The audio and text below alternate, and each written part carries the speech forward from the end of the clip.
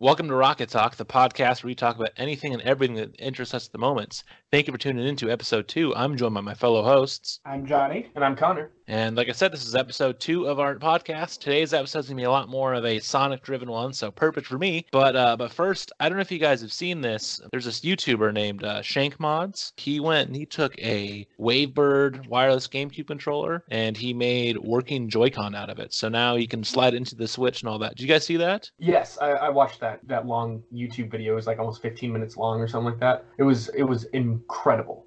Is 15 minutes long for YouTube videos for you? Because I watch those all the time.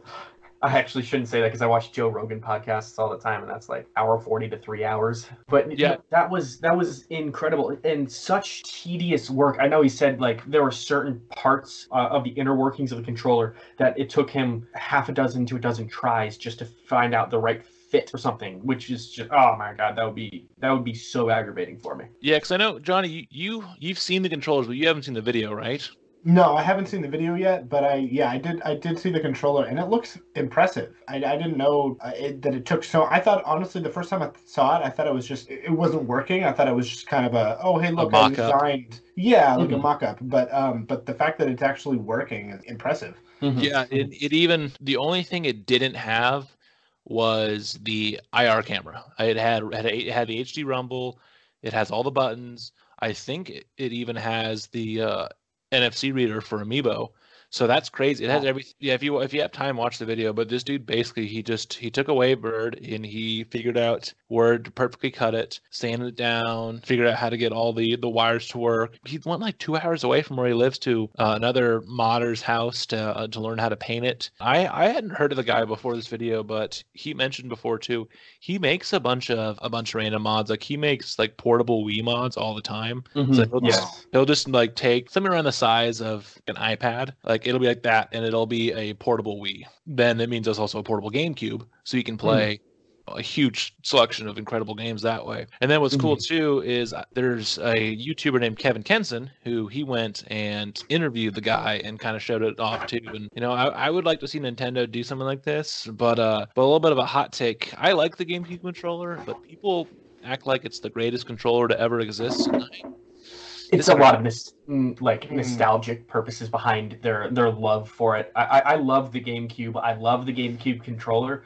And there was a lot of people in Kevin Kenson's video, and by a lot, I think 2 of them said this, but they said that since they recognized the GameCube controller's button layout, it was a little bit smoother when they were playing Smash as compared to the Joy-Cons, which is very, very, I mean, it's flipped. I get it, but like I get why they love it a lot, but I also see them. I see your point when you think it's a little bit too high of praise. And maybe it's also too just the same thing with me, where like I prefer the PlayStation design. I like the 2 sticks on the bottom, and so I like that.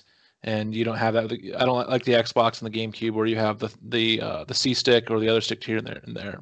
Yeah, it's it definitely got to get used to it.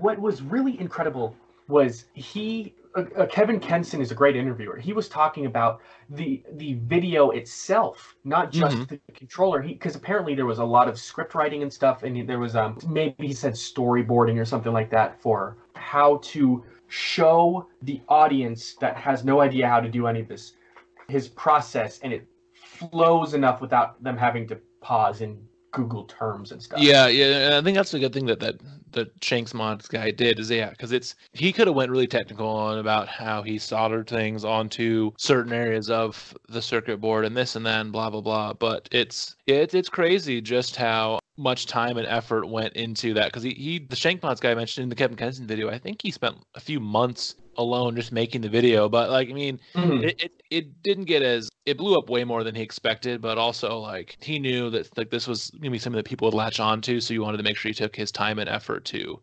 make this look incredible. Oh, for sure. And I really hope that Nintendo takes the hint and they introduce stuff like this, because that's Kevin Kenson mentioned that they've only done different colored Joy-Cons. But And yeah, that's hopefully they take the hint. because like I love that, like the different color for the Joy-Con, but there's so they could even do the regular size Joy-Con with the button layout of the GameCube, where it has like the big A and the little B and the X and Y like that, and then you can have stuff like that, so you can mix and match. So you don't always match like you guys' shirts are tonight. Yeah, unfortunately, it was totally planned for those who sure. are listening later on won't know, but yeah, Johhny and Connor were in the exact same gray shirt right now. We didn't plan that. Gray shirt, black stripes, whatever, man. Where did you get it? I've had this, I think, for about a year and a half or so, and my wife got it for me. I have had this for like maybe 3 or 4 months. I don't remember where I think I got it. I don't remember, but I don't know. The Gap. The Gap. I lied to your face. I've had it for 13 months. Oh my gosh. Well, anyway, we're twinning, and it's pretty. It's pretty cute. We're pretty neat. Cute. How neat is that? But yeah, seriously though, I don't know. Like, it would just be cool to see them do stuff, because like right now, they're the only alternative outside of like pro controllers and like third-party controllers is and like really bad third-party that don't work. There's one that a company called Hori makes. It only can be done portably because it's not wireless, but it has a D-pad instead of the buttons. Oh, okay. But it has no rumble. It has no wireless, so you can only play it in portable mode. But people really like the D-pad. I know Kevin Kenson. There's some other of the big Nintendo YouTubers like Wolfden and all them. They like always complain about the Joy-Con because of that. So yeah, it's something really cool that we needed to share with the audience. And if you guys haven't heard this guy, go check him out. Go check out the video. Definitely. There's been a lot of some pretty crazy news that have come out over the last week or so too, especially in the movie and television show world. Yeah, I know, Connor, you're excited too about National Treasure 3 being confirmed. Any excuse to talk about Nicolas Cage? Yes, Disney finally they had announced it that they were thinking about it in like 2016, and they finally pulled the trigger, and they're going to do a National Treasure 3. From what it sounds like, the whole original cast is coming back, and I just wanted to share this because, yeah, it's fun. There's been absolutely no other news to really dive deeper into this topic because we don't know the setting or anything like that. And although I thought it would be interesting if I could ask you guys, what kind of treasure or secrets would you want to see from a National Treasure movie? I was going to say the most important treasure is Nicolas Cage. Yes, he is the national treasure. Nicolas Cage finds himself. He is the international treasure. Loved worldwide. I don't know. I haven't seen the second one or the first one since they've come out, I'm pretty sure. But they're so ridiculous. But that's what makes them great. They're popcorn flicks. Don't think about them. Yeah, but I haven't seen Nicolas Cage in anything live action. I mean, he was in the Spider-Man. Yeah. The last movie I can really think of he was in was when they remade Left Behind. It's a Christian book series. The rapture happens, and so the original was with the guy from Kirk Cameron. Yeah, Kirk Cameron. Yes.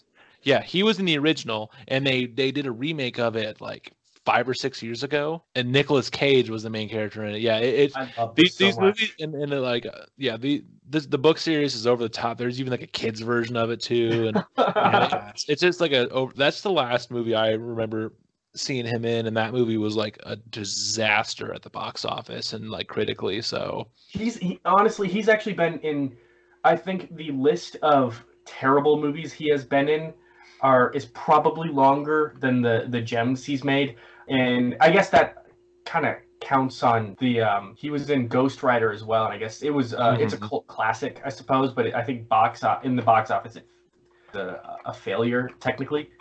There was one movie that came out, I want to say close to 10 years ago, and it was the perfect movie for me, and I don't remember what it was called, but it was, oh God, I think it was called Knowing. Does that sound familiar? I don't know.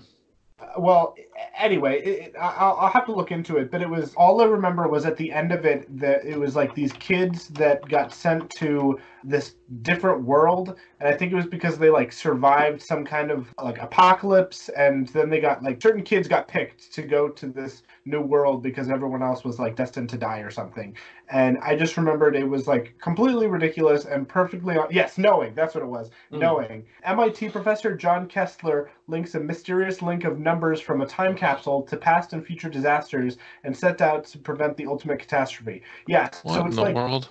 he finds all these dates of like all these natural disasters that have happened, and so he like finds a pattern, and he can predict when the next natural disaster is going to happen and how many people are going to die and where it's going to happen and the coordinates of where it's going to happen and all that. And so then he like goes to these places, but of course he's always like a second too late, and like things just happen. And then he like figures out, like, I think there's like some kind of alien world that they take these kids to, and then at the end there's just, I don't know, it was weird, and I loved every second of it. I think there's like some. I just love cult classic movies though, because even though Ghost Rider wasn't technically successful by any means, I still thought they were pretty badass. The World Trade Center movie brought me to tears. I was watching it with Travers. We cried a little, and knowing honestly, like the premise just sounds compelling. Although the execution of it is, something to call. Yeah, that's a different story. Yeah, I think I just like Nicolas Cage kind of gets a bad rap for and because he's in some terrible movies, but I like him. Yeah, speaking of terrible, I went and pulled up the scores on Rotten Tomatoes. The critical score for the 2014 Nicolas Cage reboot of Left Behind, 1%. Oh my gosh. The audience score, 38%. So oof. Wow. Did not do well. Let's see. It barely. So its budget was 16 million, and it only made 19.7 in the box office. So that's still I would imagine that's still technically lost money because you have to pay your actors, you have to pay your crew, and I think, well, I guess that depends on who his crew was. Because if they went with one of those Christian movie companies, you could probably get away with a very low budget. Yeah, it was produced by Entertainment One, which I've never heard of. I guess it's a subsidiary of Hasbro. Oh, okay. And then Freestyle Releasing distributed, which I have no idea who that is either. Yeah, it's like he's this pilot, and then like as he's flying, basically everyone who is Christian then like goes to heaven, and then everyone who's not there is like left behind. And yeah, I guess the movie was pretty bad. Yeah, I mean the first one was not good. But yeah, National Treasure 3, it's got my money immediately because I liked the first one. Second one was not as good, but it was entertaining. I saw it in theaters. I see everything, so I'm definitely gonna go see this one. Yeah, I'm gonna. I'll definitely have to watch those again because I haven't watched those movies in probably close to a decade now. Because the first one came out in what, like 2004? Yes. And then the second one was like 3 or 4 years later. So yeah, like 2007. Yeah, so 2004 and 2007. So it's been a while for both of those. Yes, my wife and I watched the first one a couple of months ago, and it just made us feel like kids again. Mm-hmm. Yeah, just so much fun, and just like he is such a kind of a goofy actor too, and just like in his whole like the way he delivers, like, I'm gonna steal the Declaration of Independence. It's funny seeing him in a more serious role because he's just he can be so campy. Yeah, but yeah, I just thought that would be fun to share. But the next couple of news topics here are actually going to be, we can dive in a little bit deeper. Studio Ghibli grants streaming rights to Netflix, but anime fans in 3 key countries are going to be left out, and that's surprisingly enough the U.S., I think Canada, and Japan, which is really shocking because they're in Japan. The ones that want them the most. Yes. Exactly. Yeah, but I mean, it's just because at least in America, HBO Max is going to be getting it. It's HBO's version of Netflix, basically. Mm-hmm. It's different from regular HBO with your cable company and with HBO Go, which is the streaming platform that has to have an HBO. Yeah, it's Warner and all that. So it's. I think it's supposed to be producing more original content as opposed and it's going to have a bunch of Warners because it's launching in a couple months. It hasn't launched yet, but it's going to have It's going to have a bunch of exclusive content only on there, as well as a bunch of old stuff. Like there's going to be Aqua Teen Hunger Force and Robot Chicken and the West Wing and all this and that. So there's going to be a bunch of stuff that Warner owns, so they can have just so you can have another thing to people can fight for. But yes, I think it's going to be over $15 or something like that. Yeah, but also it's HBO. If it has all of the HBO stuff too, like that is pretty impressive because like I think it's not going to have it right away. So you have to have HBO Now and HBO Max to get like a current show. But I thought I saw something that they signed J.J. Abrams to produce some HBO Max originals for like $250 million or something like that. HBO Max is going to have South Park, The Big Bang Theory, Friends, Fresh Prince of Bel-Air, and other like beloved shows. So it's going to be, I think it's going to actually be able to be a contender. I found this interesting because everyone was kind of freaking out until everyone was freaking out that Studio Ghibli was not coming to Netflix in those key countries, but then the broader context was finally issued to us. Is all that content, including the unnamed Studio Ghibli movies, because they're going to get Castle in the Sky, My Neighbor Totoro, they're going to have Spirited Away, Cat Returns, Howl's Moving Castle. Yeah, The Wind Rises. Is this enough to cause you guys to want to shell out $15 a month or more for HBO Max? No, I'm not a weeb.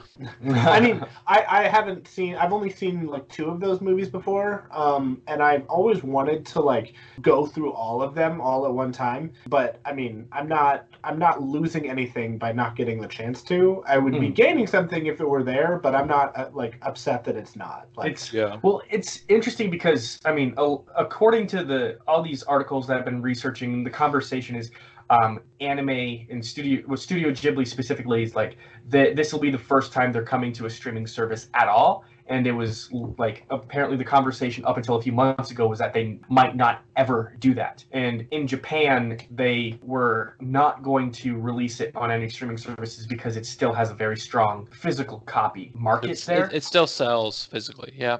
And I mean, stuff like that makes sense. It's just like with music, it took so long for digital music stores to get the Beatles and some of these old bands, and then it took a while for them to come then to streaming services like Spotify and Apple Music.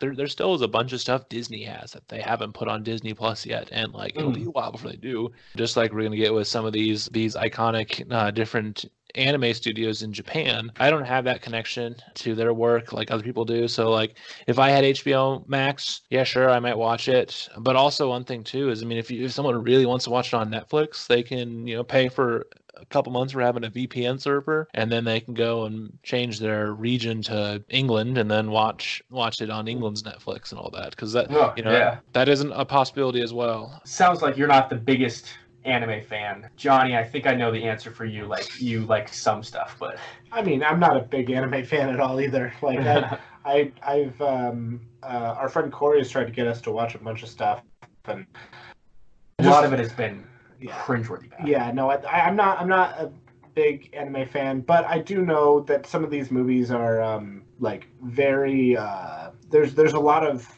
classics. Beloved. Yeah, they're beloved classics, and there's something about each of them that just like sparks joy in a lot of the people who are already fans of them. I don't think any of us are, but it just, that's what intrigues me, is that everyone talks so highly of these movies that I am interested in getting to see some of them, because I've seen Howl's Moving Castle before, and I've seen I believe it was Spirited Away that I saw. I've seen Spirited Away. It was released in theaters not too long ago. I saw it. It was amazing. Was that the one where the mom and dad turn into pigs? Yes. Okay, then yes, that's the one I've seen.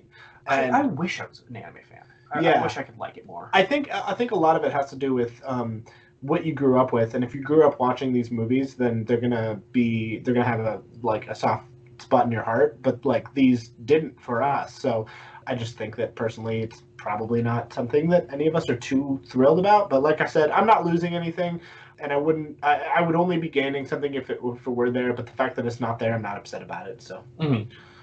Yeah, definitely. Luke, do you have any desire to become anime fan?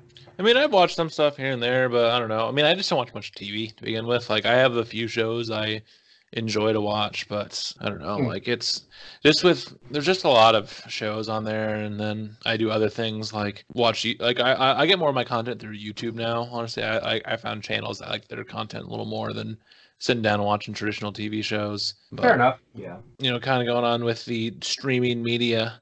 There is a sad moment that it happened to. So Disney has apparently put the Obi-Wan Disney Plus show on hold for a bit as they are trying to retool the direction of the show a little bit. So I don't know how much of this you guys have seen, but Disney is making a Obi-Wan Kenobi limited series on Disney Plus. It's gonna with Ewan McGregor coming back to play Obi-Wan. So it'll take place at some point between 3 and 4 as he hangs out on Tatooine and watches a young Luke grow up.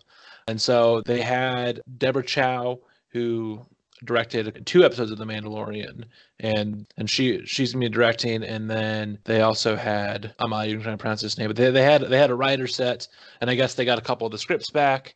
And sources are telling the Hollywood Reporter that Lucasfilm wasn't too happy with how they were turning out, so they're looking for a new writer dependent, and they're also reconfiguring the miniseries from 6 to 4 episodes now.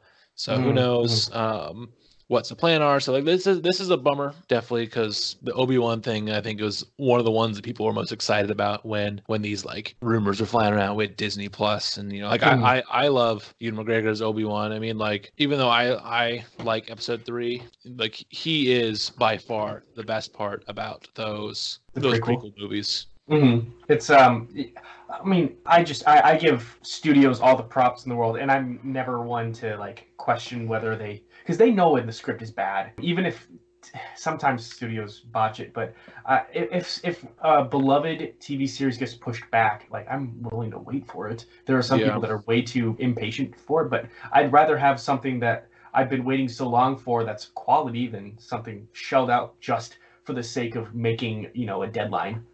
Exactly. The one thing I'm really interested to see is we pretty much wrapped up the quote phase 1 of the Disney Star Wars stuff with all the movies that came out, with Rebels wrapping up, the new show Resistance starting up, all the new canon books and video games and all that. So like with all this wrapping up, we're starting to move towards what's next, because they wrapped up the Skywalker saga with episode 9, and then with how the reception was for The Last Jedi Solo and The Rise of Skywalker, I am interested to see, like, it does look like Disney is kind of being a little more hesitant with stuff. They're not just going to rush it out because it's Star Wars so it'll sell. They're going to try to make it at least a little better so a little more of the fans will appreciate it. But I mean, Star Wars fans are a different breed, so no matter what, there's going to be people that are going to hate this even if they make it perfect. So, well, I mean, they are certainly dedicated.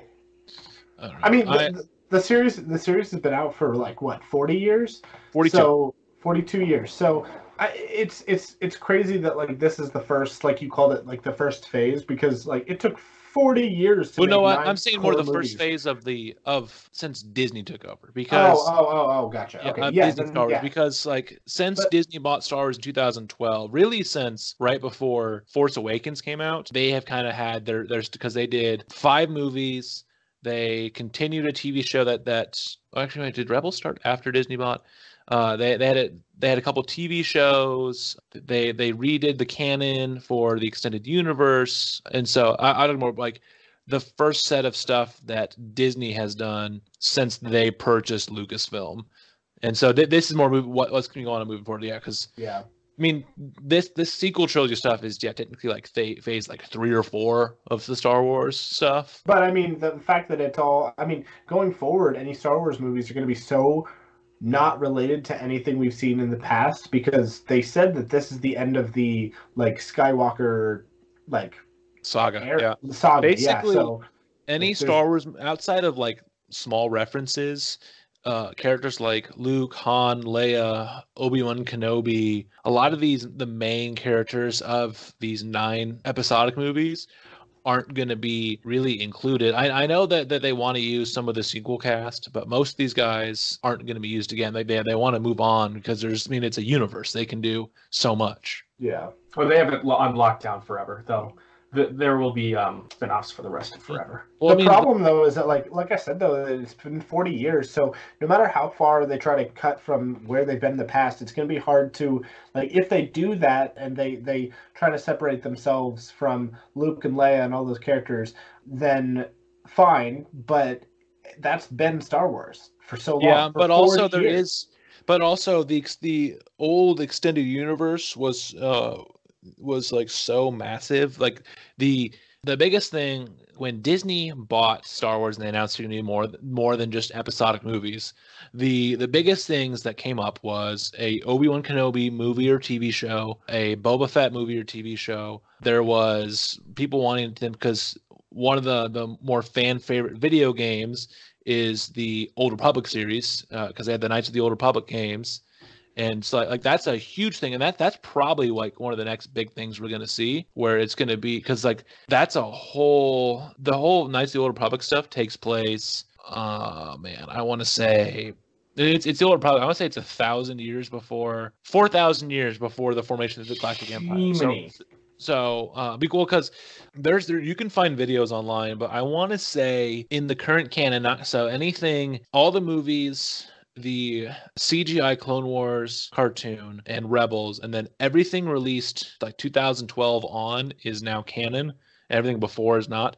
Like there's, I want to say 10,000 years before the formation of the Empire is when a lot of like the different main stories start. And then there's a lot of sparse history in the new canon and all that. But yeah, like that can be a huge, easy thing for them to do, is just to do the Old Republic. They can do another one too is we kind of have it with Mandalorian. There's 30 years between episode 6 and 7. That's a huge time. Wow. Like and that's the one too where they can do stuff fun ways where they can have like you can briefly show, oh hey look, there's the Millennium Falcon. Hey look, there's C-3PO. They can still do those little like haha fan service, but there's so much time that they can do it where even though like at the same time they're doing this, Luke Skywalker's training Ben Solo, it also can be completely away from the Skywalkers, like how Rogue One was. What do you think is going to be the next one? Do you think Knights of the Old Republic is going to be where they're going next? Immediately next? For movie wise, I think so. That seems to be their best case scenario too, because if they it's one that if they do it right, if they can do a good enough job that pleases most of the fans, that'll be an easy win for the hardcore Star Wars fans that kind of went sour to the sequel trilogy. Like that's such a like important part of Star Wars world. Like that is the Knights of the Old Republic series is probably the most popular non-film Star Wars sub-series. So, and Star Wars is like, if I wanted to get into reading a book series right now, it would definitely be Star Wars. My wife is reading Harry Potter right now, and she wants me to join her. I'm just like, nah, I don't want to. But Star Wars, honestly, is where I would start actually reading. Yeah, then there's a good amount of books too, and like I've read a few of them in the old canon, the new. I started one of the new canon ones and never finished it. But yeah, and they're slowly picking and choosing things from they call it Legends now, the old extended universe that doesn't count anymore. They've been picking and choosing some little things here and there. Like there's one of the main villains of Rebels is a high up Imperial general named Thrawn, and he was a big character in the old EU, and they tweaked him a bit, but he's still basically the same character, just with some new tweaks.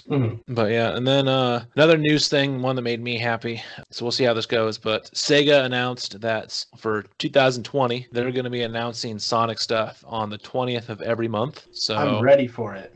Yeah, so I'm interested to see what happens, especially like what it'll roll on 420. So, but the weird part about it is, they're announcements, but we don't know we don't know what they are. The first one, they just released some new key art, like phone backgrounds and like icons used on social media, and it's just like, oh boy, that's a great announcement. But it wasn't the first announcement, the announcement of an announcement. I mean that too, but like the first thing they posted with that, because there's a separate site they have on Sega of Japan's website that'll have all that. It's also so interesting too because like Sega was so quiet with Sonic last year, even though they had Team Sonic Racing come out. The marketing for that game was horrible, and it's probably a big reason why that game died right away, besides the fact that Crash Team Racing came out, because it was a good game. It's all right.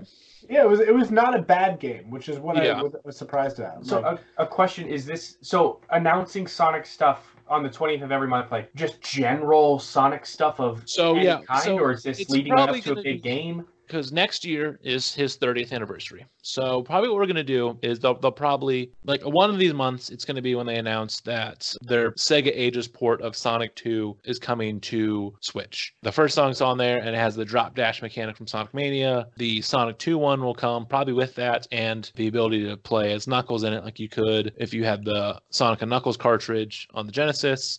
So that'll be one of these months probably, and hopefully it's a few more of these ports and remasters as they lead up to announcing whatever the Sonic 2021 game is. What's the month's anniversary of Sonic? Do you know? June. So, okay.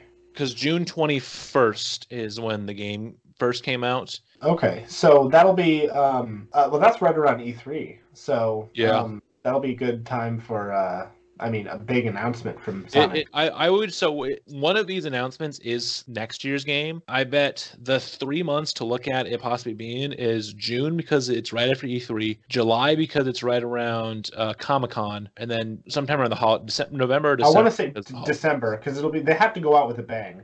Yeah, because they can do that in December. The last one got a huge bang. It'll be about a week or two after the Game Awards. So that could be one too where they could tease it in November before the Game Awards and then do more at the Game Awards. But real talk, quick thing. We didn't talk about the Game Awards last week. I have to say they were garbage this year. Like it's supposed to be about all these like awards, but then also new game announcements. And real quick thing, I just wanted to say that like there were no good announcements this year. Like no, the Game Awards sucked. I'm so glad. So they were good last year. They were terrible this year. Or they were good 2018. They were bad 2019. Yeah. So I mean like last year, in 2018, that's when they announced Crash Team Racing. Yeah. But I watched it and then like I stayed up a little extra later to watch some of it, and then Abby's like, "Hey, let's go to bed," since I'm on the East Coast, so like it wasn't starting until like 9:00 for me. Yeah. And I don't know, there was not really any like big announcement. Like the biggest announcement that I was just like, "Oh my gosh," was I don't even know because Untitled Goose Game was announced right before the Game Awards that was coming to PlayStation and all. Yeah, it was a letdown. I wasn't happy with. And I wasn't excited for anything that was new and announced. Like there wasn't a single thing that was for me. Which that shark game looked fun. I don't know. I guess I got too excited about it. I've never really watched the Game Awards before, but it was like this is my first time watching it, and I was just not like it didn't entice me to watch it next year. Well, I don't know too. It also just goofy because like it's Jeff Keighley puts it on and he tries to say that he's like not biased or this with like and has no impact on the voting, but also like it's his Game Awards, and then like he's heavily also promoting some of these games that are up for Game of the Year and some more than others. But yeah, it's interesting. But going back to the Sonic one though, I know Connor, you're not as much into Sonic as Johhny, especially as much as I am, but are there anything in particular that you guys really want to see announced besides like a new mainline game? Oh, besides a mainline game? Because I was going to say Sonic Heroes 2. I mean, but I guess that can be it. But besides that, I mean, in a perfect world, I'd like there to be a Sonic TV show that's like good. I don't think I was actually going to say the same. Boom. Sonic Boom is good. From the few things that I've seen, it's good, but it's not, I don't know, it's just not what I like. It's not bad, it's just not, it doesn't feel like pure Sonic. And it's tough to say what even pure Sonic is because I don't think we've seen it in, I don't know, it's been, all the shows have been so different from one another that it's really hard to like tell what it is that I want. I just want something more adventure-y and not so like, I don't want drama, but Boom is a comedy. Adventures. Yeah. Boom and Adventures of Sonic were both like slapstick comedy, and Boom was very self-aware of the Sonic universe. Yeah, and yeah, like Adventures was like very Looney Tunes-y. So yeah, so like Sonic X. Sonic X is better in my memory than it actually is, but it's on Netflix now, and sometime soon I'm gonna start and like rewatch it. I think nostalgia is all that we can give it because I don't think it holds up. I think it's one of those in concept as well. I just said because it's 4 kids dubbing it. Yeah, up and down too. Yeah, so it'd be interesting to see because that, and then the one's called just Sonic the Hedgehog, the other one from the early '90s, where that one is like basically like the early comics, where it's very like they're the freedom fighters, and it has like Sally Acorn and Bunny Rabbit and Antoine and all them. Like that one is more serious as well. That was a good one. Yeah, and Sonic Underground, I liked that. I know a lot of people didn't. I thought it was good with Manic and Sonia, and Sonic and Sonia and Manic. Those I liked that one. That was the only one I didn't really watch out of. I've watched like pretty much all of Sonic the Hedgehog. I watched a decent amount of Adventures. I watched pretty much all of Sonic X, and then I watched a good amount of Sonic Boom. I've not seen much of Sonic Boom, but I need to watch more of it. But anyway, I think that it would be great to have an announcement for a TV show that's a little bit more adventure-y and action-y, and like I don't know, I want it to be in the Sonic world, like Green Hill Zone. Like I don't want there to be humans. I don't want there to be like except for Eggman. Like I want all the characters to be there, like, you know, Rouge and Shadow and Omega and Silver and Blaze. Like I want all of them to be not like main characters, but like I want them all to come around and, you know, come and go with that every now and then. You know, they could do something kind of like Boom, where like the main characters are like Sonic, Tails, Knuckles, Amy, like Eggman, and then they can have it where Shadow and Big and Blaze, they come, like there's episodes where you see them, but it's like that, like 4 or 5 is still the main focus. Yeah, which could be something good. Yeah, because it'd be interesting to see. You know, especially because I don't know how much of them you watched, but the Sonic Mania Adventures and the Team Sonic Overdrive, like all the animations that they've been putting on YouTube over the last couple of years have been a lot of fun, and like, but those have been short, small, like there's no dialogue in them. So yeah, the cute like the ones for like Sonic Mania, and then they did the same with Team Sonic Racing, and then they also did a Chow in Space one. Yes, the Chow in Space one. Yeah, I've seen all of them. I'm pretty sure I've seen all of them. But yeah, the Chow in Space one, if I'm not mistaken, is the newest one. And that was adorable, and I loved that. And all of the other ones, like the Team Sonic Racing one was really great, and all of the ones leading up for Sonic Mania were really great. I would love to see more of that. The only, like, I want... like they were shorts and they were cute, but it's kind of one of those things where it's like, yeah, you watch it and you've seen it, you know. There's not much to go back to, but I don't know. I'm not entirely sure I know what I want, because we've got a movie coming out, so I can't really ask for a Sonic movie, and he looks better than he did, so I can't ask for him to look better. But I don't know. It's tough to I guess, I mean, maybe better cross promotion. Yeah, I guess like just more. I don't know. More games would be great. You know, just more games. Yeah, because there's especially we're coming up to his 30th anniversary, and if they really want to make this big hype with whatever they do, it's one of those that if someone wants to play Sonic games on the current systems, not counting PC, if they want to play on Switch, their options are Sonic Mania, Sonic Forces, Team Sonic Racing, and then the some of the old Genesis games that are in a collection, or the ages version of Sonic 1. And then like it's some of the same stuff on Xbox and PlayStation, where you only have Mania Forces TSR, and then if you have backwards compatibility with your Xbox One, you can play like Generations. If you have PlayStation Now, which is their streaming service, you can stream and play Sonic Generations, Adventure 2, Adventure 1, all those PS3 Sonic games besides 06, but there's only a handful of games, and this franchise come up on 30. It'd be awesome to see Heroes, Adventure, Shadow, even the bad ones like Shadow, 06, and all them get the chance to like be played on current hardware. You know what would be great? I'd love to see Sonic 06 remade and remastered and done correctly, and with less Sonic kissing a human. Like I want all of the I want it to be of use. I want it to be like what it should have been. Because I think the game had so much potential. I mean, I know that we're kind of...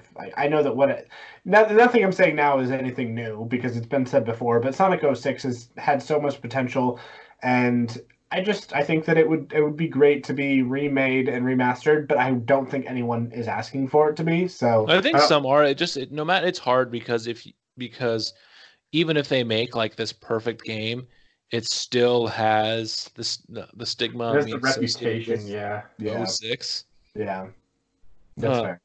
It's hard because no matter what they do, they almost have to do a new idea, because outside of bringing in the Mania team for a Mania 2 or a Sonic 5, whatever they call it, but like for a 3D game, it almost has to be a new idea, because if they do it too close to, if they do an Adventure 3, the hype for the Adventure fans to be way too high. That even if it's a good game, it's not going to live up to the expectations. If Heroes 2, Heroes is such a divisive game that that people will be mad that the Heroes is getting a sequel and not, X, Y, or Z. And then if they do a Boost game, they after how bad Forces is, then what's a Boost game?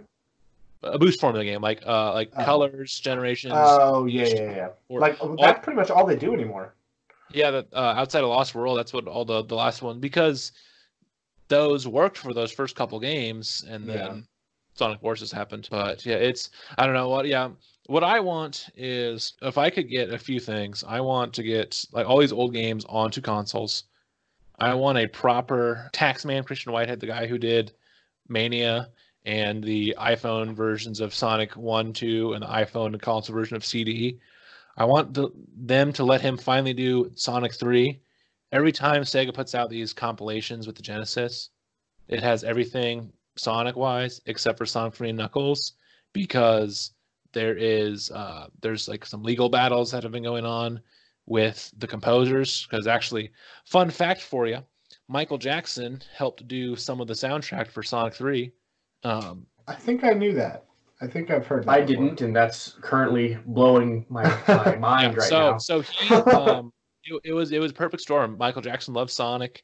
It was early '90s, so Michael Jackson was the biggest name in pop culture. Michael Jackson Moonwalker on the Genesis sold well, and so yeah, he was brought in to do the soundtrack, and we know for sure that he did do a few songs, because if you listen to some of his pieces that came out post Sonic 3, like Strangers in Moscow, and I can't remember the other ones, but there's like 3 or 4 songs in the Sonic 3 soundtrack that if you speed up, slow down, put it over the Michael Jackson song, it's the same thing. And there's different samples that are it's all this and that. And then there's a person that was also with his like production team named Brad Buxer, who he was in a band that failed in the 80s, and one of his songs is Ice Cap Zone's music, and so there's a lot of stuff like that where there's like I want to say it's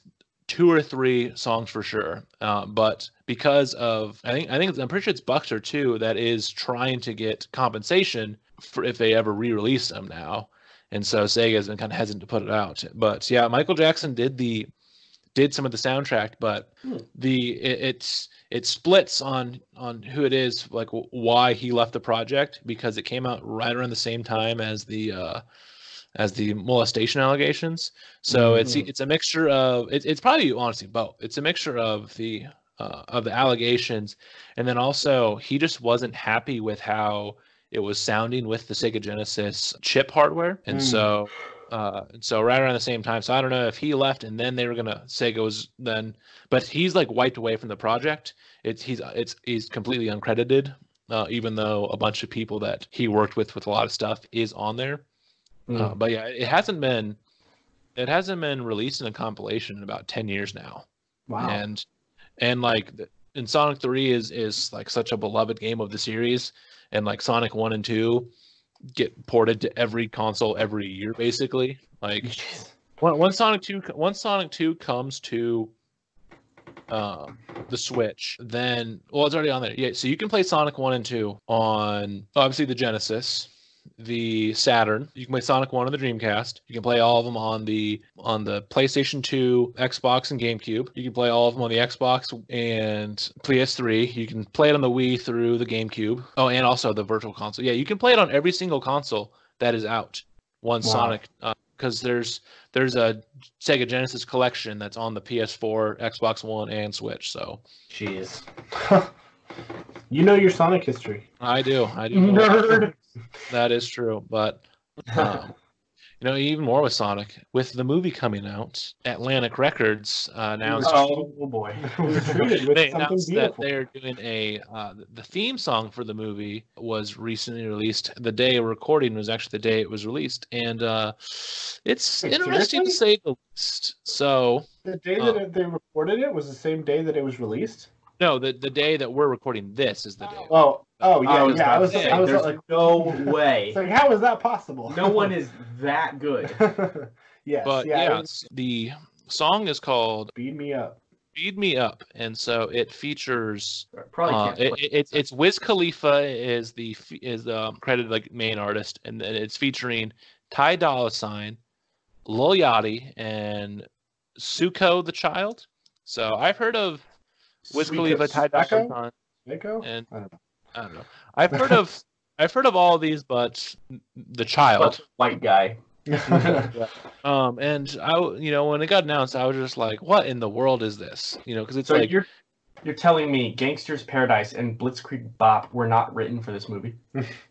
no, I know it's hard to believe, but it's just such an odd, sure, there's rap music in Sonic Adventure 2, as much as people love it or hate it, like there's rap music in it, and so it's like, okay, but when I think of Sonic, I don't think of Ty Dolla $ign, Lil Yachty, and Wiz Khalifa at all. They were spitting some hot fire though. Actually, I was surprised. I didn't hate the song. It's decent beats. They have good flow to it. It was better the second time I listened to it. I gotta say, Yeah. I did not like it when I listened to it this morning, and then I did again with you guys, and I'm like, wow, it's not as bad as I remember it 12 hours ago. I listened to it just before we started recording this, and from what you were saying, Johhny, I was expecting to absolutely hate it, but I mean, my ears didn't bleed, so Yeah. It's just the weird part about it is lyrically, it's all these rappers rapping about their fast-paced lifestyle that they all have as famous rappers, and Suko the Child being on a song with these famous rappers, but it's but they're doing all this, and it's just oh yeah, I'd be making money, and then they'll just throw a random Sonic reference in. Lil Yachty will be something about how he's stacking green in his pocket with money, and then they'll mention how my best friend Tails. It's just or they'll use random random Sonic stuff I'll drop dash, and it's just this is so weird. But for a song that's gonna play in the credits at the end of the movie, it's okay. I'll stream it. I'll listen to it every once in a while. It's a good way of getting attention. Yeah, that's true too. On top of the attention the movie already has for all the other wrong reasons in a way. I'm nervous because I'm actually really excited about this movie, and I'm worried I'm going to be let down so bad. I'm just with the like you said, with all the mishaps, and first it was the wrong design, but then it's I respect the studio for listening to the fans to redesign. Now and then we have this particular song, I suppose. I don't know what to expect anymore, and now I'm just gonna go in and I have no idea what to brace for. Yeah. I just hope Jim Carrey's fun as Eggman. That's really all the movie can be hot garbage, but as long as Jim Carrey is fun, then I'll be happy. Mm-hmm. And that's what it's looking like. They're expecting it to have a decent box office poll. The projections are it's going to make a little bit less in its opening weekend than Detective Pikachu, which would be really good for a video game movie. Yeah. But yeah, I wouldn't be surprised if when the reviews come out, if it's pretty low. But we'll see. We're not too far out from just a couple weeks away. Point. I would. Even if it's not that great, I'm almost tempted just to go see it a couple of times to give them my money and say thanks for listening, and here's a participation trophy. You gave it a shot. But I mean, I hope we don't end up walking out of there saying hating it. Well, if you guys are okay, I think we can move on to our next segment, which actually might be something that we'll be able to bring up after as a part of review in a few weeks of the Sonic movie. Hopefully that's not the case, but it might be. This is called Luke's Lament. This is the segment where Luke, our co-host Luke, gets to talk about things in his life, in the movie, video game, TV world, make him sad, and just maybe sad, maybe angry, just something that he needs to rant about it, and he rants because he cares. So Luke, why don't you take it away and give us our first taste of what you're lamenting about this week? Oh boy, honestly, it's this segment honestly just be called Luke complains about Sonic, because like I can always find stuff to complain about this franchise. But I mean, the best way to start about it, we've kind of touched on a little bit here and there. But actually, no, I'm gonna go to this one first, and then I'll go back to a good one. So with this talk about the Sonic movie, this one really made me upset because it's such a missed opportunity.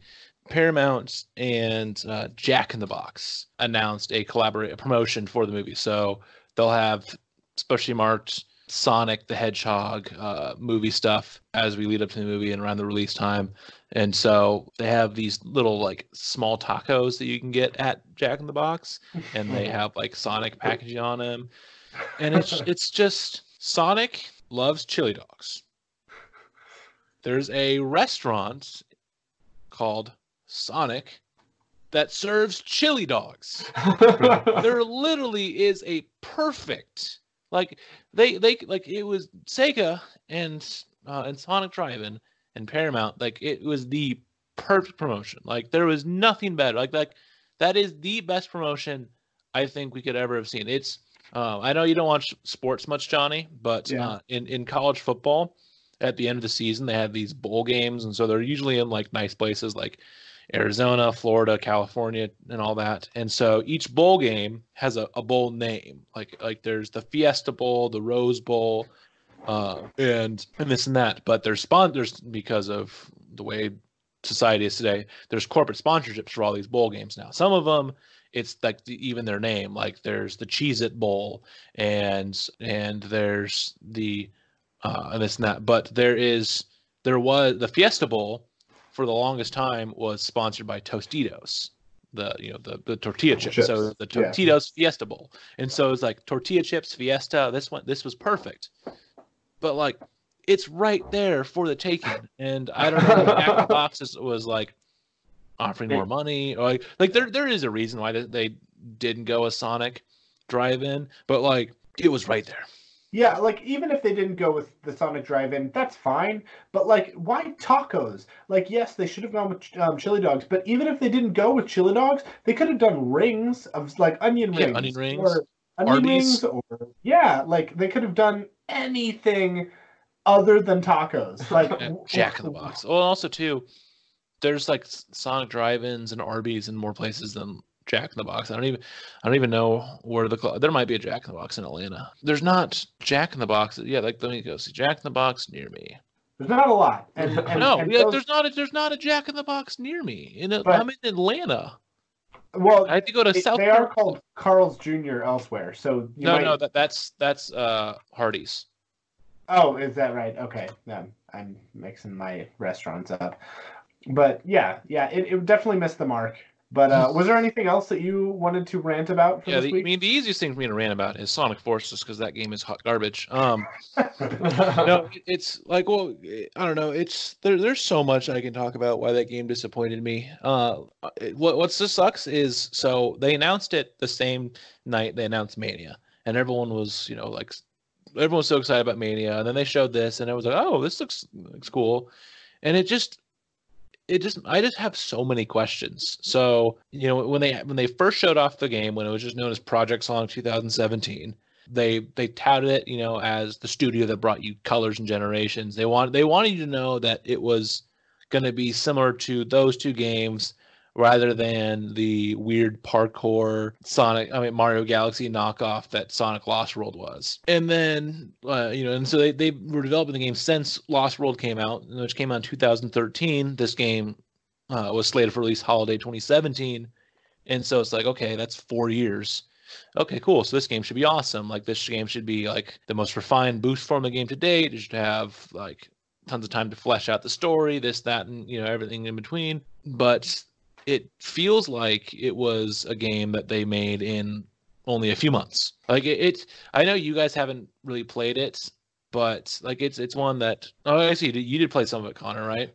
Yeah, I pre-ordered it, and it was a snooze fest. I played. It was so boring. When you and I lived together, I played your version, and I played like the first maybe half hour to an hour of the game until so you played like the first like half of the game. I played this until I think I beat Zavik, and then I like quit because I was done. Well, I was curious why a big bad was like the first boss of the game, but Exactly. well, there's just so many things with that. So like, classic Sonic is in that game just to get the older fans, like the classic fans in.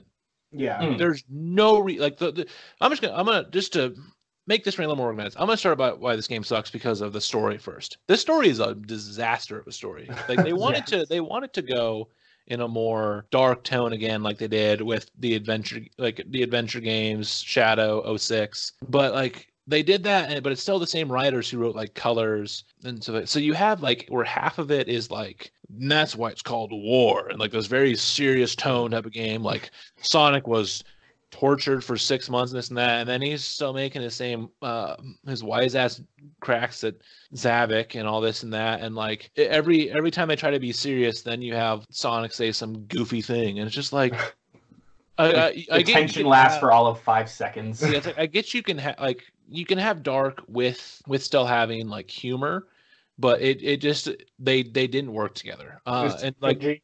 Yeah, it was very cringy. And like the whole point of the story was, oh, this new big bad is here. His name is Infinite. And so you're expecting like, okay, it's cool. And then when they showed off this trailer, you saw Zavik, and everyone's like, why is he back? But you saw Metal Sonic and Chaos and Shadow, and everyone's like, wait, what? Like, why is Chaos back? And like, why is Metal Sonic? Okay, why is Shadow with the bad guys again? Like, what's going on? And then you just find out that they're just projections that Infinite's using because he has Magic Cube and can project fake Shadow and Chaos and all that. And so it's like, okay, well, I get to fight some crazy projections of them. You don't fight Chaos. Shadow does his roundhouse kick to the fake Shadow, and the Zavik and Metal Sonic fights are a waste of time. It's just like Infinite is not a good character either. Like he has no purpose. He's bad because the game needed a bad guy, and he is mad because Shadow kicked his ass and called him weak. That's basically so they had like a side comic, and then also there's like a free DLC where you can play as Shadow that explains his backstory. Basically, he was a mercenary that Eggman hired to work for him, and then Shadow came to Eggman's base, kicked his ass, and then called him weak and like never show you my face. So then he puts this mask on and gets this inferiority complex and gets mad. And that's basically the game. But like classic Sonic's in it, and he's just there. Like there's no purpose to him in there. So. And I mean, I don't know if you guys experienced this. I went through those levels, and sometimes they were going a little bit too fast, and I was not picking up. I'm not the biggest like Sonic game player, so I don't really know what to expect a lot from a lot of the levels. I was button mashing at certain points, using that like grappling hook thing that the character gets. And I noticed I was completing the game no matter what I did, no matter where I went. Did you guys have that at all? So I know you played on the easy mode, right, Connor? Because there was or normal, I think. I think there was just, normal. Because there was like normal and then there was hard, but like the normal mode, they kind of like held your hand a little more.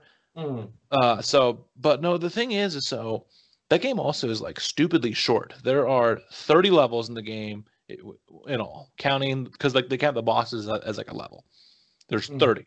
Almost every level you can beat in about a minute and a half, 2 minutes. So, like, that's only like a couple hours for the whole game. And there's some side quests too, stuff too. But like for the most part, like just like going through the stages. And if you go through the stages quick enough, and get enough rings, beat enough enemies, and you don't die, you get an S rank. That's the highest rank you can get. And so the crazy part too is so of the 30 levels, I was getting S ranks on my first try on like 20 of them. I get that like I've been playing Sonic games for like my whole life and all this and that, but like I wasn't trying. and I was getting like where some of the old Sonic games getting the ARS ranks take forever. So it was stupidly simple, and it was an overall snooze fest. So boring, so pointless, waste of money, waste of time. There is one. I mean, there's a couple semi-redeeming factors. The custom character, the avatar, is all right. It was fun to mess around with. You get a bunch of goofy costumes from beating levels, and that's fun and all. They played probably the best out of all of them because Boost, like the modern Sonic, is probably the worst Boost Sonic out of all of them. Like, I don't know, his jump feels off, his whole like physics feel way off, and then classic Sonic just had no business being there. He feels all wonky. But the one good part is, even though it's a pretty forgettable soundtrack, the Metal Sonic music that plays when you fight him, which you just like boost into him, it's like the Metal Sonic fight's a joke, but the music that plays is like this like dubsteppy remix of the US version of his fight from Sonic CD, and it's awesome. That's so now you at least you have one song to loop. That is true. The Infinite theme's all right too, but yeah, that song's awesome. Yep. So Sonic Forces sucks. I'd rather play 06. Oh my god. That came out in 2017, right? Yep. So it's 2.5 years old almost. Here, the last thing I'll say is, like, Johhny, I mentioned this too with 06, how like 06 had so much potential. I truly believe that if 06 had the polish that Forces had, that 06 would be received better than Forces, because Forces still is a mess. I mean, 06 is still a mess with its story and some of its like ideas, but like the potential and like the level design and the music is like there. It's just that it's a glitchy, rushed mess. You can tell that there was more for Sonic 06, but you can't say the same for Sonic Forces. Exactly. Like 06, it's like, oh wow, this game was rushed, and Forces is like, oh wow, how did this game take 4 years to make?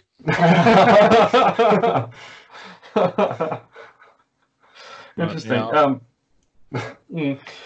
So we have last week, if you guys remember from the end of the episode, our debut episode, Johhny gave us a game to play, and we want to do these recommendations for most, if not every single episode.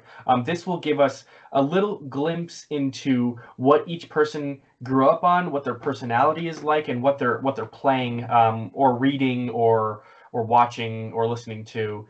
And so Johhny gave the recommendation last week, and I want you to kind of recap what it was that you recommended and why you did. So mine was Pokemon Mystery Dungeon Rescue Team DX demo. Yes, and so yeah, I just wanted you guys to play that until it said that the demo was over. And it's basically, you're a person that turns into a Pokemon, and you decide to like go help other Pokemon. So yeah, it's pretty easy, pretty straightforward. Why did you recommend it? I grew up with that game, and so I played it when I was like, I don't know, 10 or 11, and I totally forgot that it even existed for so many years, and then they said that they're gonna remake it, and I was like, well, okay, I'll play it again, see what it's like, and it brought back all those nostalgic memories of playing that when I was in, I think, middle school. So yeah, it was yeah, that's kind of what like sparked that that like inner child for me. I'm not a Pokemon fan, so I don't know, a lot of our listeners are probably just like, what? It's just, I never grew up watching the TV. I had a neighbor that was more into Yu-Gi-Oh! Over Pokemon, and so I kind of got into Yu-Gi-Oh! A little bit, but even then I didn't even dive into that one very much either. So I don't have the nostalgia to latch onto with games like this. I went into this game expecting to really just forget about it almost instantly, but I don't know why. It just, the stars were in alignment, the planets were all in alignment, and it caught me in a really, really good mood, and I happened to really enjoy the demo that I played. That being said, I'm not going to go out and I don't think I'm going to purchase this game and play it or anything like that, but I found myself getting to the end and it said, okay, the demo is over. It gave that little pop-up notification, and it's not, I didn't say it out loud or anything like that, but in the very back of my mind, I was like, oh. I thought it was a cute little game. I thought it was perfect for whatever mood I just happened to be in at that moment, and it was just a cute little entertaining game. All right, so Connor, I also do not have really any nostalgia with Pokemon. My brothers had the cards when I was little, and then they weren't allowed to get cards anymore. I can't remember what happened. Some sort of thing where my parents like banned Pokemon from the house. So I like never grew up demon worshipping. Probably, yeah. I don't remember now, but I have like no nostalgia to this Pokemon series either. Ooh, but before I talk to you, Connor, who did you get? Who was your Pokemon that you got? I got Charizard. Charmander. Charizard. I got Charmander. Sorry. And who is your buddy? My buddy was, I got Bulbasaur. Okay. Nice. Yeah. So I was Squirtle. Oh, right. I used Charmander for my partner. I don't know. Fire and water, they cannot mix. What? I was not as enjoying it as much. I don't know. This wasn't for me. I think. For me, it's. Wow, okay. It just felt. Sorry, I'm just. I'm not gonna sure. Like for me, I just think the thing. It was a little too repetitive with the repetition, not being something. With the repetition.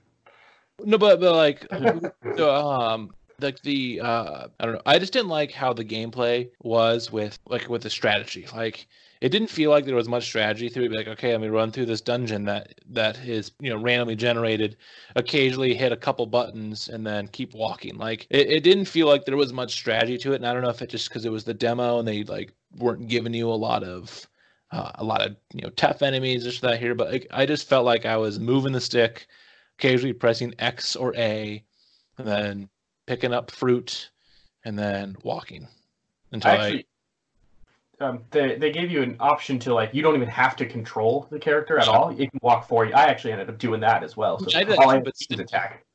But still, it's I don't know, like I wasn't like that. Just wasn't as much for me. Where like I just didn't think there was a strategy to it, and where some of these other ones, like even though I haven't played as much of the Pokemon, like there still is a strategy with the mainline ones of, okay, I'm going to plan this attack, and okay, that doesn't work against them. I need to, like, where you plan, where this one is just like, all right, this attack didn't work, and now my buddy hit him, so we're fine. Like, I had a bunch of times where I would do an attack that it didn't have much of an effect, and then Charmander would just breathe fire on them, and they would just die. So I was like, yeah.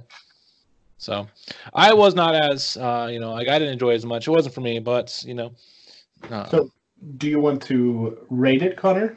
Are we doing ratings? Let's do out of 10. Out of 10? For this, what it lacked in, I think, along with Luke, and I would say just a challenge overall, it made up for in catching me in the right mood. So that gets a solid 7 out of 10 for me. 7 out of 10. Pokeballs? Yeah, sure. Charmander Fire Tails? Charmander tails? Why am I'm not going to chop off a tail. Yes. Yeah. So you go ahead. Yeah, so I'd probably do like a 5. It's just like I can see where the enjoyment is. It just wasn't like I didn't have as much fun with it. Like I can see where the premise is. I like the premise. Where it's like, oh, you wake up as a Pokemon and you're like, oh wow, and then you go and rescue them. It just the way it was executed, and then when that was on the Game Boy Advance, that was a nice little Game Boy game. I just don't know how it would work because I played it on the Switch on my TV. I was holding my controller, so I played it that way too. Like, and maybe it would have been a little more fun if I was playing that on a bus in handheld mode. But I actually didn't know it was like a kid's game until you had told me when I was like, hey, what was that game? again. And if having known that it was a kid's game, I think I'm being, I think I was able to like bring it down a notch in my mind. I mean, I went in with an open mind. I was like, I'm gonna try to like this game if I can, and I liked how you answered the questions to give you your Pokemon, and how you could name your Pokemon and what your partner's Pokemon was. But then just after that, once you actually took it, and I liked the idea that each time you go to the dungeon, it's like it'll be randomized. So like you and I could play the exact same. Like we could both be Squirtles. We could both have Charmanders. We could both go to the same mission, but your dungeon would be different than my dungeon. Which like that's cool. Yeah.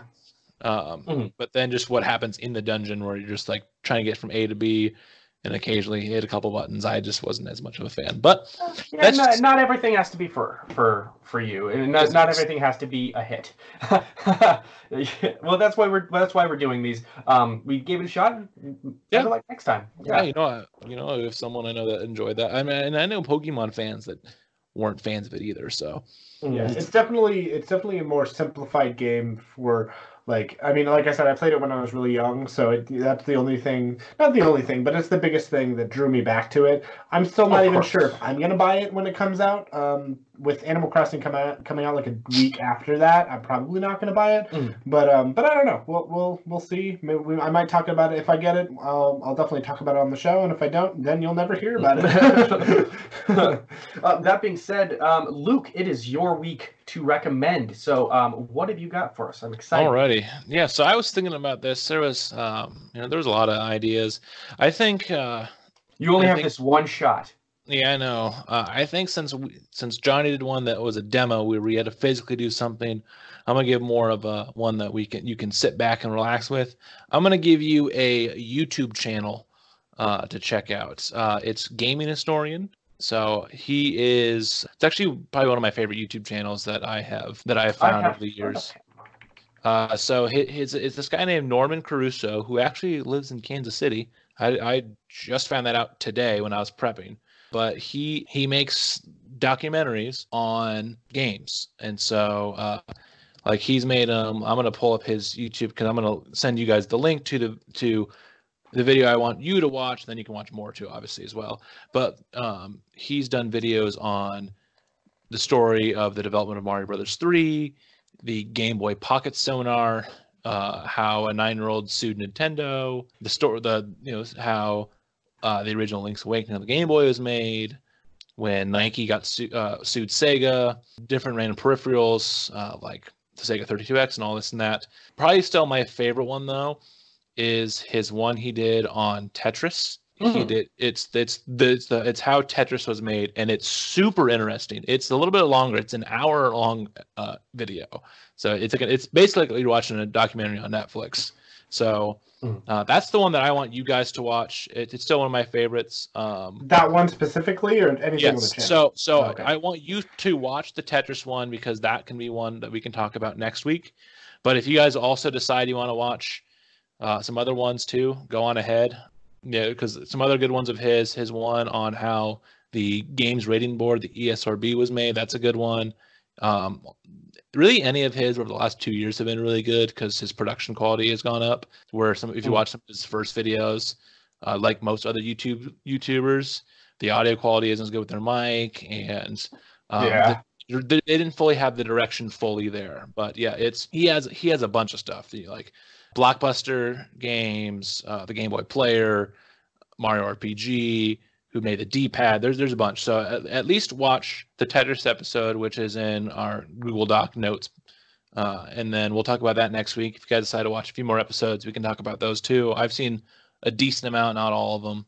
But this will be interesting. Tetris was the first video game I ever played. And I remember you telling me about him. Is this something that you can, since it's a longer form, can we listen to it as if it were a podcast, or is this something that needs your full attention? Yeah, you can listen to it. You're gonna miss some of there'll be some visual things you'll see here and there, but for the most part, it's you can listen to it. That's the nice thing too about some of these YouTube channels I watch. I don't actually watch the videos all the time. I more listen. Like I watched this one right before I went to bed, so I was like my eyes were kind of drifting off, and I was more just listening. But yeah, it's definitely one of the most interesting YouTube videos I watched, and I think it's a good YouTuber to start with too. If I did YouTubers every once in a while. Plus, then too, if you guys subscribe to him, he's almost at 700,000. So I am subscribed to him because I remember you telling me about him. I subscribed to him that way I could get more. That way I could go back to him more, and I have not done that yet. Well, that is my recommendation. So next week, I'm excited to see how you guys feel. I haven't watched that Tetris video since right after it came out, so I'm gonna definitely watch it again this week too. So when that came out, a year ago. Okay, all right, that came out a while. It's been more than a year because YouTube is goofy, but. Yeah, so I'm definitely looking forward to this. Yeah, I'm looking forward to learning more about Tetris. Oh, it's actually perfect. So when we talk about it next week, it'll be right before the 2-year anniversary of the video. Bam. Perfect. Awesome. Alrighty, so that wraps up our second episode then of Rocket Talk. Be sure to tune in next week to hear me complain more about Sonic, and I'm sure we'll talk about some other Sonic-related news, and maybe Johhny will talk about something Nintendo if there is a Nintendo thing, but Probably Sonic. Not. Probably won't be. Hey, maybe we'll get that Nintendo Direct finally, but maybe.